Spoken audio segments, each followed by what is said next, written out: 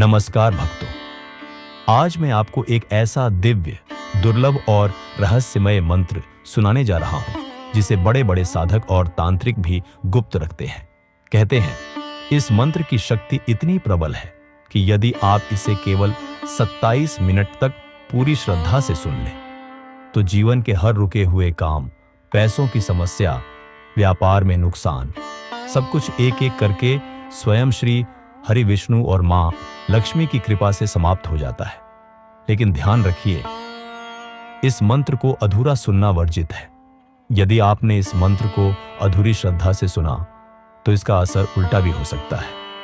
और अगर पूरे मन से पूरे 27 मिनट तक सुना, तो जो चमत्कार होता है वह आपकी कल्पनाओं से परे है। और हां दोस्तों, अगर आप सच में चाहते हैं कि आपके जीवन में भी लक्ष्मी का आगमन हो, तो अभी इस वीडियो को लाइक जरूर करें, नीचे कमेंट करके जय श्री हरि विष्णु लिखें और ऐसे दिव्य ज्ञान के लिए हमारे चैनल सनातन ज्ञान को सब्सक्राइब करना बिल्कुल न भूलें। भक्तों, काशी के एक युवक ने जब इसे पहली बार पूरी श्रद्धा से सुना, तो अगले ही दिन उसे 18 महीने से रुकी हुई सैलरी का पेमेंट मिल गया। और एक व्यापारी ने तो मजाक में सुन लिया था, और अब उसकी दुकान दिन रात चल रही है। तो भक्तों, आंखें बंद कीजिए, मन को शांत कीजिए और सच्चे भाव से श्री हरि विष्णु और मां लक्ष्मी का स्मरण करते हुए इस दुर्लभ मंत्र को सुनिए पूरे 27 मिनट तक। भक्तों, इस मंत्र के साथ यदि आप एक छोटा सा उपाय भी करें, तो श्री हरि विष्णु और महालक्ष्मी की कृपा एक साथ बरसने लगती है। उपाय यह है कि हर गुरुवार या शुक्रवार प्रातः स्नान करके घर के मंदिर में पीले फूल, तुलसी के पत्ते और एक मिठाई, लड्डू या पेड़ा चढ़ाएं। फिर दोनों हाथ जोड़कर 3 बार यह कहें कि हे श्री हरि विष्णु, हे महालक्ष्मी माता, मेरे जीवन से दरिद्रता दूर करें, कृपा करें और मेरे इस गरीब की पुकार सुनिए, मेरी सच्चे मन की प्रार्थना स्वीकार करें। फिर इसी स्थिति में आंखें बंद करके इस मंत्र को पूरे 27 मिनट तक सुने। विश्वास मानिए, इस उपाय और मंत्र के संयुक्त प्रभाव से आपकी किस्मत करवट लेगी और आपके जीवन में धन, समृद्धि और शुभ समाचारों की वर्षा होगी। जय श्री हरि विष्णु, जय महालक्ष्मी। अगर आपने अभी तक लाइक नहीं किया तो अभी करें, नीचे कमेंट करें AUM नारायणाय नमः और सब्सक्राइब करें, ताकि यह दिव्य ऊर्जा हर दिन आपके जीवन में प्रवेश करती रहे। शान्ताकारं भुजगशयनं पद्मनाभं सुरेशं विश्वधारं गगनसदृशं मेघवर्णं शुभांगं लक्ष्मीकान्तं कमलनयनं योगिविधर्यानग्मयं वन्दे विष्णु भवभयहरं सर्वलोकैकनाथम्। शान्ताकारं भुजगशयनं पद्मनाभं सुरेशं विश्वधारं गगनसदृशं मेघवर्णं शुभांगं लक्ष्मीकान्तं कमलनयनं योगिविधर्यानग्मयं वन्दे विष्णु भवभयहरं सर्वलोकैकनाथम्। शान्ताकारं भुजगशयनं पद्मनाभं सुरेशं विश्वधारं गगनसदृशं मेघवर्णं शुभांगं लक्ष्मीकान्तं कमलनयनं योगिविधर्यानग्मयं वन्दे विष्णु भवभयहरं सर्वलोकैकनाथम्। शान्ताकारं भुजगशयनं पद्मनाभं सुरेशं विश्वधारं गगनसदृशं मेघवर्णं शुभांगं लक्ष्मीकान्तं कमलनयनं योगिविधर्यानग्मयं वन्दे विष्णु भवभयहरं सर्वलोकैकनाथम्।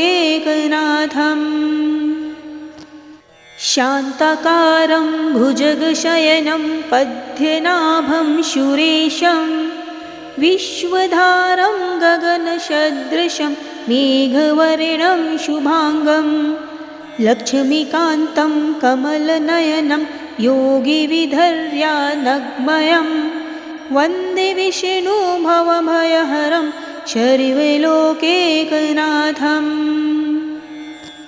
शान्ताकारं भुजगशयनं पद्मनाभं सुरेशं विश्वधारं गगनसदृशं मेघवर्णं शुभाङ्गं लक्ष्मीकान्तं कमलनयनं योगिविधर्यानग्मयं वन्दे विष्णुभवभयहरं शर्वलोकैकनाथम्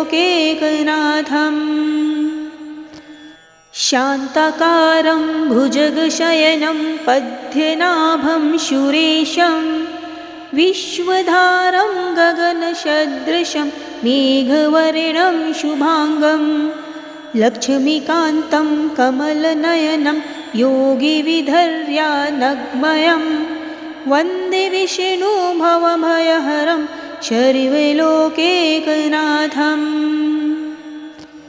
शान्ताकारं भुजगशयनं पद्मनाभं सुरेशं विश्वधारं गगनसदृशं मेघवर्णं शुभाङ्गं लक्ष्मीकान्तं कमलनयनं योगिविधर्यानग्मयं वन्दे विष्णुभवभयहरं शर्वलोकैकनाथम्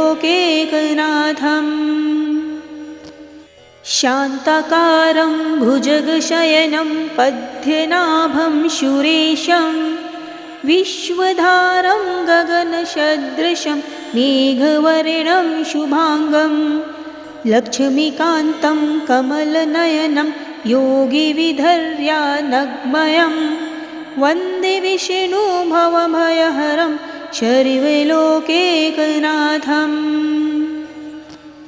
शान्ताकारं भुजगशयनं पद्मनाभं सुरेशं विश्वधारं गगनसदृशं मेघवर्णं शुभाङ्गं लक्ष्मीकान्तं कमलनयनं योगिविधर्यानग्मयं वन्दे विष्णुभवभयहरं शर्वलोकैकनाथम् शान्ताकारं भुजगशयनं पद्मनाभं सुरेशं विश्वधारं गगनसदृशं मेघवर्णं शुभाङ्गं लक्ष्मीकान्तं कमलनयनं योगिविधर्यानग्मयं वन्दे विष्णुभवभयहरं शर्वलोकैकनाथम् शान्ताकारं भुजगशयनं पद्मनाभं सुरेशं विश्वधारं गगनसदृशं मेघवर्णं शुभाङ्गं लक्ष्मीकान्तं कमलनयनं योगिविधर्यानग्मयं वन्दे विष्णुभवभयहरं शर्वलोकैकनाथम् शान्ताकारं भुजगशयनं पद्मनाभं सुरेशं विश्वधारं गगनसदृशं मेघवर्णं शुभाङ्गं लक्ष्मीकान्तं कमलनयनं योगिविधर्यानग्मयं वन्दे विष्णुभवभयहरं शर्वलोकैकनाथम्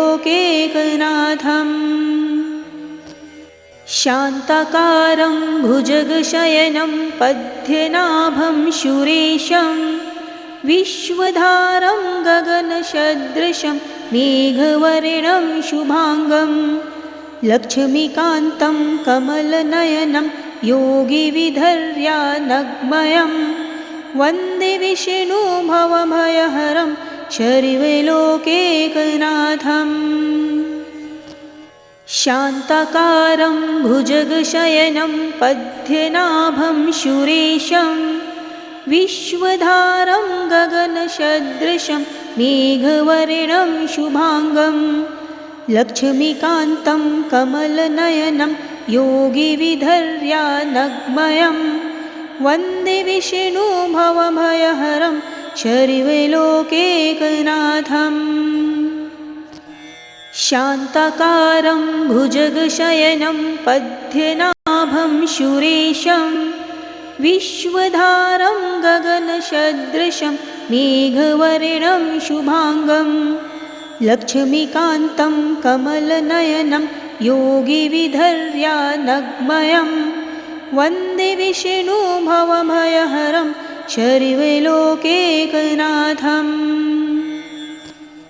शान्ताकारं भुजगशयनं पद्मनाभं सुरेशं विश्वधारं गगनसदृशं मेघवर्णं शुभांगं लक्ष्मीकान्तं कमलनयनं योगिविधर्यानग्मयं वन्दे विष्णुं भवभयहरं सर्वलोकैकनाथम्। शान्ताकारं भुजगशयनं पद्मनाभं सुरेशं विश्वधारं गगनसदृशं मेघवर्णं शुभांगं लक्ष्मीकान्तं कमलनयनं योगिविधर्यानग्मयं वन्दे विष्णुं भवभयहरं सर्वलोकैकनाथम्। शान्ताकारं भुजगशयनं पद्मनाभं सुरेशं विश्वधारं गगनसदृशं मेघवर्णं शुभांगं लक्ष्मीकान्तं कमलनयनं योगिविधर्यानग्मयं वन्दे विष्णुं भवभयहरं सर्वलोकैकनाथम्। शान्ताकारं भुजगशयनं पद्मनाभं सुरेशं विश्वधारं गगनसदृशं मेघवर्णं शुभांगं लक्ष्मीकान्तं कमलनयनं योगिविधर्यानग्मयं वन्दे विष्णुं भवभयहरं सर्वलोकैकनाथम्। शान्ताकारं भुजगशयनं पद्मनाभं सुरेशं विश्वधारं गगनसदृशं मेघवर्णं शुभांगं लक्ष्मीकान्तं कमलनयनं योगिविधर्यानग्मयं वन्दे विष्णुं भवभयहरं सर्वलोकैकनाथम्। शान्ताकारं भुजगशयनं पद्मनाभं सुरेशं विश्वधारं गगनसदृशं मेघवर्णं शुभांगं लक्ष्मीकान्तं कमलनयनं योगिविधर्यानग्मयं वन्दे विष्णुं भवभयहरं सर्वलोकैकनाथम्। शान्ताकारं भुजगशयनं पद्मनाभं सुरेशं विश्वधारं गगनसदृशं मेघवर्णं शुभांगं लक्ष्मीकान्तं कमलनयनं योगिविधर्यानग्मयं वन्दे विष्णुं भवभयहरं सर्वलोकैकनाथम्। शान्ताकारं भुजगशयनं पद्मनाभं सुरेशं विश्वधारं गगनसदृशं मेघवर्णं शुभांगं लक्ष्मीकान्तं कमलनयनं योगिविधर्यानग्मयं वन्दे विष्णुं भवभयहरं सर्वलोकैकनाथम्।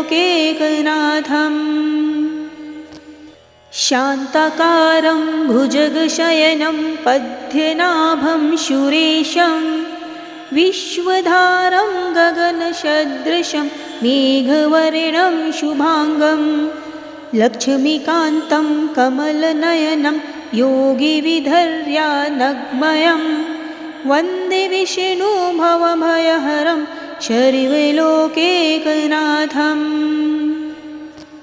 शान्ताकारं भुजगशयनं पद्मनाभं सुरेशं विश्वधारं गगनसदृशं मेघवर्णं शुभांगं लक्ष्मीकान्तं कमलनयनं योगिविधर्यानग्मयं वन्दे विष्णु भवभयहरं शर्वलोकैकनाथम् शान्ताकारं भुजगशयनं पद्मनाभं सुरेशं विश्वधारं गगनसदृशं मेघवर्णं शुभांगं लक्ष्मीकान्तं कमलनयनं योगिविधर्यानग्मयं वन्दे विष्णु भवभयहरं शर्वलोकैकनाथम्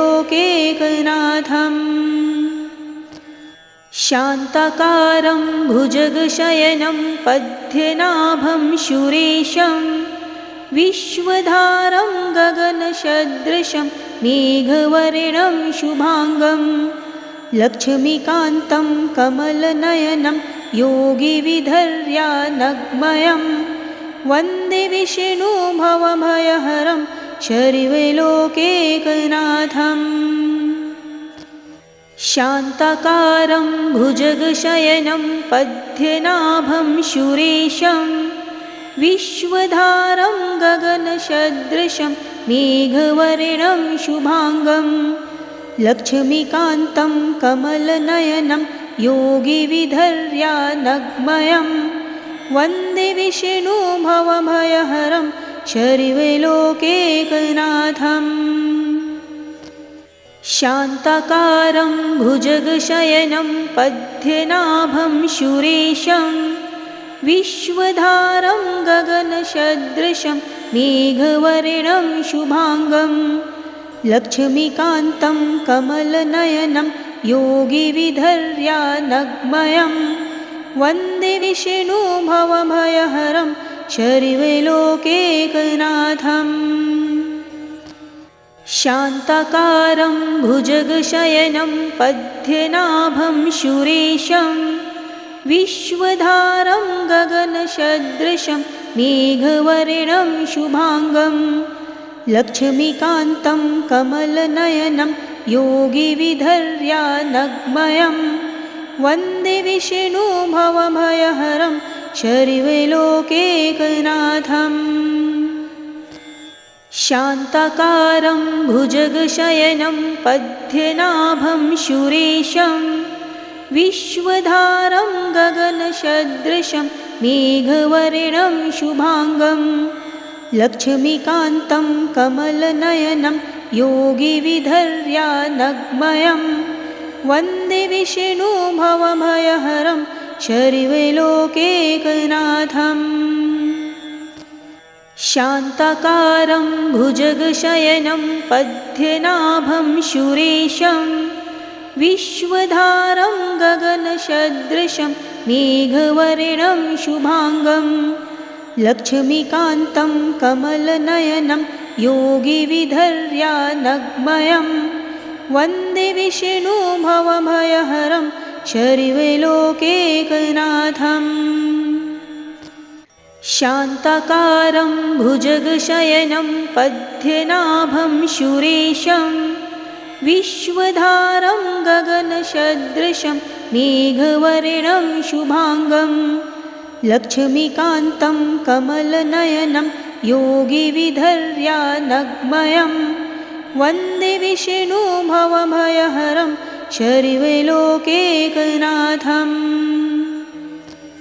शान्ताकारं भुजगशयनं पद्मनाभं सुरेशं विश्वधारं गगनसदृशं मेघवर्णं शुभांगं लक्ष्मीकान्तं कमलनयनं योगिविधर्यानग्मयं वन्दे विष्णु भवभयहरं शर्वलोकैकनाथम् शान्ताकारं भुजगशयनं पद्मनाभं सुरेशं विश्वधारं गगनसदृशं मेघवर्णं शुभांगं लक्ष्मीकान्तं कमलनयनं योगिविधर्यानग्मयं वन्दे विष्णु भवभयहरं शर्वलोकैकनाथम् शान्ताकारं भुजगशयनं पद्मनाभं सुरेशं विश्वधारं गगनसदृशं मेघवर्णं शुभांगं लक्ष्मीकान्तं कमलनयनं योगिविधर्यानग्मयं वन्दे विष्णुभवभयहरं सर्वलोकैकनाथम्। शान्ताकारं भुजगशयनं पद्मनाभं सुरेशं विश्वधारं गगनसदृशं मेघवर्णं शुभांगं लक्ष्मीकान्तं कमलनयनं योगिविधर्यानग्मयं वन्दे विष्णुभवभयहरं सर्वलोकैकनाथम्। शान्ताकारं भुजगशयनं पद्मनाभं सुरेशं विश्वधारं गगनसदृशं मेघवर्णं शुभांगं लक्ष्मीकान्तं कमलनयनं योगिविधर्यानग्मयं वन्दे विष्णुभवभयहरं सर्वलोकैकनाथम्। शान्ताकारं भुजगशयनं पद्मनाभं सुरेशं विश्वधारं गगनसदृशं मेघवर्णं शुभांगं लक्ष्मीकान्तं कमलनयनं योगिविधर्यानग्मयं वन्दे विष्णुभवभयहरं सर्वलोकैकनाथम्। शान्ताकारं भुजगशयनं पद्मनाभं सुरेशं विश्वधारं गगनसदृशं मेघवर्णं शुभांगं लक्ष्मीकान्तं कमलनयनं योगिविधर्यानग्मयं वन्दे विष्णुभवभयहरं सर्वलोकैकनाथम्।